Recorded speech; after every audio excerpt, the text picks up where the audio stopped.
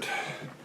Yeah, aches and pains, moans and groans, but we're back for another edition of 42nd Street Pete's Grindhouse. And I gotta make sure I'm looking on the mark with this shit, but. Oh, damn. I was over at a cook-in because it's too shitty to have a cookout, and my friend pulled out this Blu-ray, which must have just come out, of a 1986 film called Never Too Young to Die. Supposed to be a spy movie of some sort because it starred George Lazenby as this big operative guy who was basically killed off in the first maybe quarter of the film. And his son is played by John Stamos, who is a gymnast. And the evil villain of the piece is Gene Simmons, playing a hermaphrodite. Okay, so now you got the premise. Gene Simmons, for whatever reason, wants to poison a water supply of this big city. Whoever made this movie must have been a real big fan of Mad Max Beyond Thunderdome, because we have similar costumes, big hair, motorcycles all over the place, and a definitely homoerotic vibe to the whole film.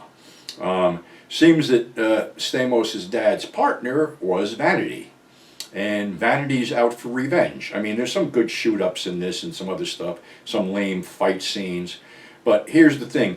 Vanity basically has to fucking almost rape John Stamos to get him in bed with her. I mean, she's basically getting undressed in front of him, and he basically hardly even reacts. My personal opinion, I like to be reincarnated as Vanity's thong, but that's just me.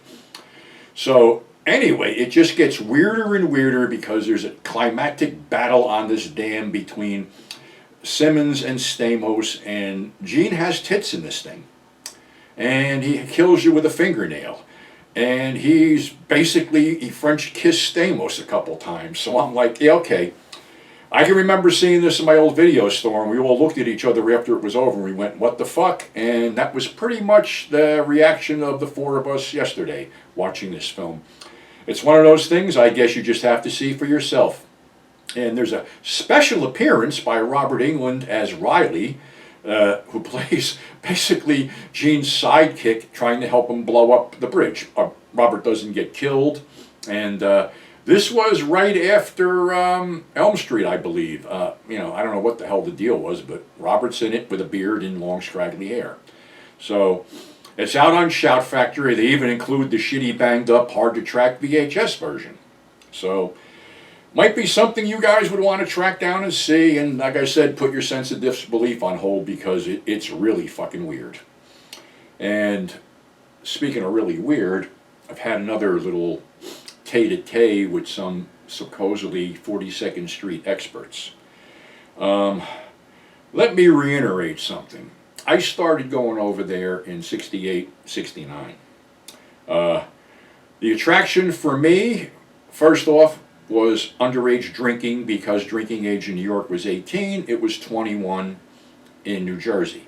The other thing was the Vietnam War was going on then, and we had something called the draft, which wasn't like the volunteer army, boys and girls. You were classified by the draft board, and you were just get a notice in the fucking mail to go down and, basically go into the army, get your physical, and get thrown over into Vietnam. So I was classified 1A, which meant I was going to go. So, being that I basically was aimless at that point in my life, I went over to New York and I wanted to get lost in it all. And my priorities were like this: liquor, sex, and movies. That was the first start. And the whole thing is, I really love when people who live in Kansas, Pittsburgh, someplace out in the Midwest tell me all about how they know all about 42nd Street. Well, number one, you never stepped foot on it. Number two, you never did the shit I did.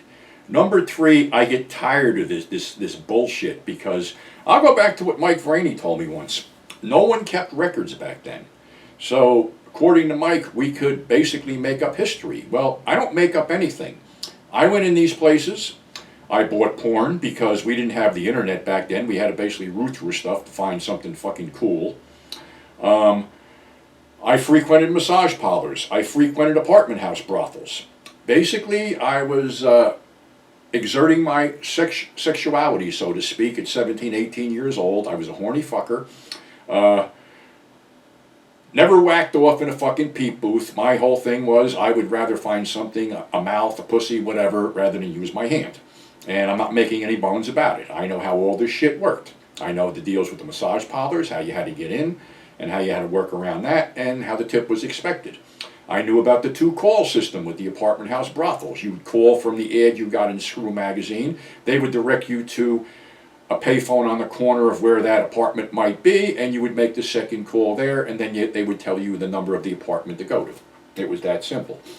As far as the frequency of this stuff, somebody asked me, well, how many hookers did you actually bang?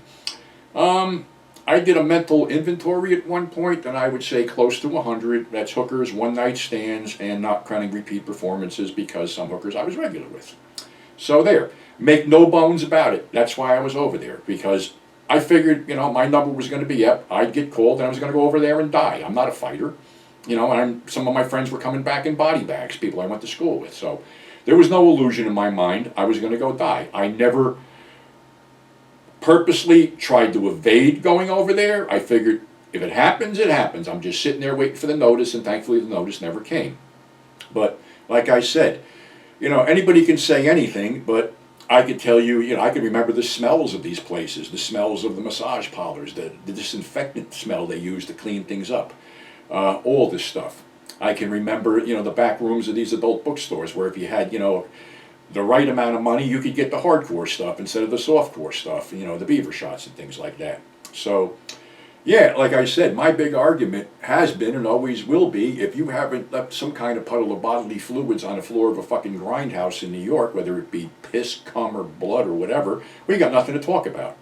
So like I said, I get tired of, being, questioned by these so-called experts when there is really no one who's an expert. I'm not even saying I'm an expert. I'm just sharing experiences that I had over there. No one back then ever thought any of this shit would matter to anybody down the road, and it really does matter to people down the road. So when I wrote stuff, I'm writing from experience, and I did a lot of dumb shit, which I wrote about. My book and the second book will cover more dumb shit. But I never made any bones about what I did, what I am, or what I was doing. And that's the whole thing. I was heavily involved in, looking into these places, and like I said, sex was a prerequisite back then, because I think at one point I was 285 pounds, and the only way I was going to get laid was to pay for it, and that's what I did. So I have no fucking, regrets about doing shit like that, and, I got into relationships later on in life, which was fine, but like I said, these so-called people that pop themselves up as I know everything, no you don't, because you weren't fucking there. It's that simple. You just weren't there. If you weren't there, you don't know shit, period.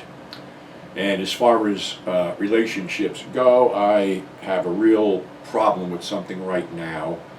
I was married and involved for like 14 years, and I still am friends with my ex-wife. We started as friends, we ended as friends. I just received a call last night that she just got diagnosed as having colon cancer. So this is the second time colon cancer in general has sprung up in my close circle of friends. And she's being very brave about it, and I'm sitting here right now wondering if there's anything possibly I can do. She got dealt a really shitty hand in life. While we were still married, she was diagnosed with MS.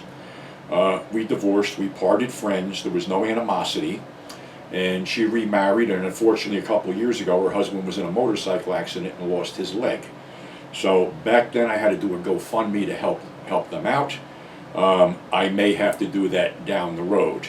And I know there's been some fucking vitriol spewed by a certain fucking woman about me scamming people with fundraisers and shit like that. It's not the case. Anybody who knows me, it's not the case. This is just some miserable harpy troll who can only get even with me by bad-mouthing me. And she should look in the fucking mirror sometimes, because she's nobody. But I will do whatever I have to do to help my former wife, and like I have done to help other people that have been sick and gotten jackpots, and even with their pets. So that's what I do, and if you see me start a GoFundMe down the road, that's what it will be for. So That's our show for today. Thanks for subscribing. Thanks for tuning in. Watch these fucking fireworks because we still haven't hit the 4th. And we'll catch you on the flip side.